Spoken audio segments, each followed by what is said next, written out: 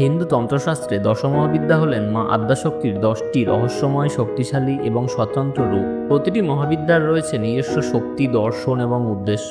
কেউ ভয়ঙ্কর, কেউ শান্ত, কেউ আবার অতল রহস্যময়। আর মা বগলামুখী হলেন সেই রহস্যময় শক্তির প্রতীক, যিনি মায়াভেদ করে সত্যে পৌঁছানোর শক্তি প্রদান করেন। আজকের ভিডিওতে আমরা আলোচনা করব সনাতন ধর্মের দশমহাবিদ্যার সপ্তম রূপ মা বগলামুখী সম্পর্কে, যাকে বলা হয় তম্ভন শক্তির অধিষ্ঠাত্রী, যার এক চাহনিতেই শত্রুর বাক্য স্তব্ধ হয়ে যায়। তাই ভিডিওটি শেষ পর্যন্ত দেখবেন এবং চ্যানেলে নতুন হলে সাবস্ক্রাইব করতে ভুলবেন না।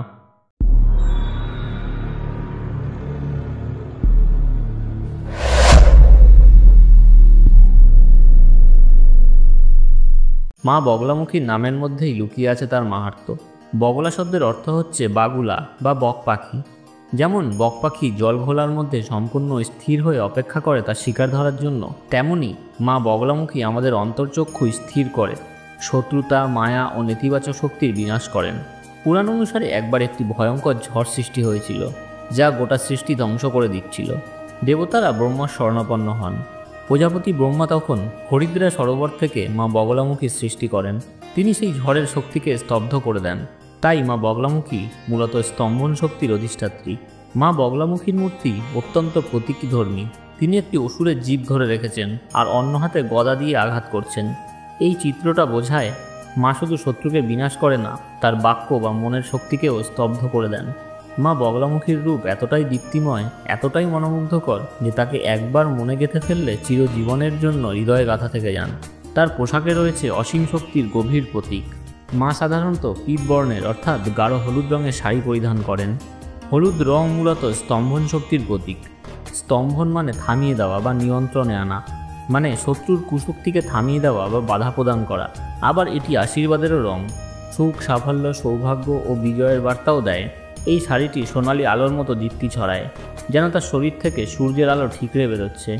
এই রং শুধুই বাহ্যিক নয়, এটি এক আধ্যাত্মিক শক্তির প্রতিফলন, যা ভক্তের অন্তরের অন্ধকার দূর করে জ্ঞান ও চেতনার আলো জ্বালায়। তার হাতে থাকে গদা ও অসুরের জীব, যেখানে একদিকে তিনি শত্রুর বাক্য স্তব্ধ করে দেন, অন্যদিকে তার শোভন সাজও বোঝায় শক্তির সঙ্গে রয়েছে সংযম এবং রুদ্রতার সঙ্গে রয়েছে মাতৃস্নেহ।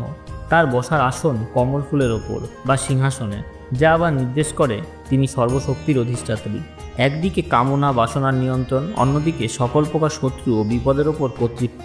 তন্ত্রমতে মা বগলামুখীর উপাসনা করলে শত্রু নিষ্ক্রিয় হয়, মামলা মোকদ্দমায় জয়লাভ করা যায় এবং বাকশক্তি প্রখর হয়। বিশেষত যারা আদালতের কাজ, রাজনীতি বা বক্তৃতার কাজ করেন, তাদের জন্য মা বগলামুখীর কৃপা অমূল্য। তবে সতর্কতা অবলম্বন করা অত্যন্ত জরুরি।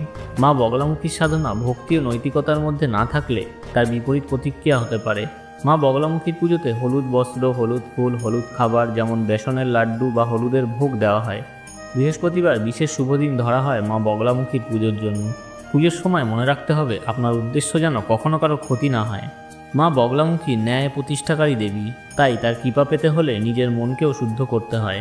মা বগলামুখী আমাদের শেখান শুধু বললেই হয় না, কখনো কখনো চুপ থাকাও এক রকমের শক্তি। তিনি আমাদের শিক্ষা দেন কখন রুখে দাঁড়াতে হয় আর কখন কৌশলে এগোতে হয়। আজকের এই ভিডিওতে আমরা জানলাম মা বগলামুখীর রহস্যময় শক্তির কথা, তার জন্মকথা, তন্ত্র সাধনার মাহাত্ম্য এবং কিভাবে তিনি আমাদের জীবনে স্থিতি ও সাফল্য এনে দিতে পারেন। এই জ্ঞানের আলো যদি আপনার ভালো লেগে থাকে তাহলে অবশ্যই ভিডিওটি একটি লাইক দিন আর কমেন্টে লিখে জানান জয় মা বগলামুখী, যাতে মায়ের কৃপা আপনার ওপর সর্বদা বর্ষিত হয়। এমন আরও রহস্যময় ও আধ্যাত্মিক শক্তির গল্প পেতে আমাদের চ্যানেলটিকে এখনই সাবস্ক্রাইব করুন আর বেল আইকনে ক্লিক করতে একদম ভুলবেন না।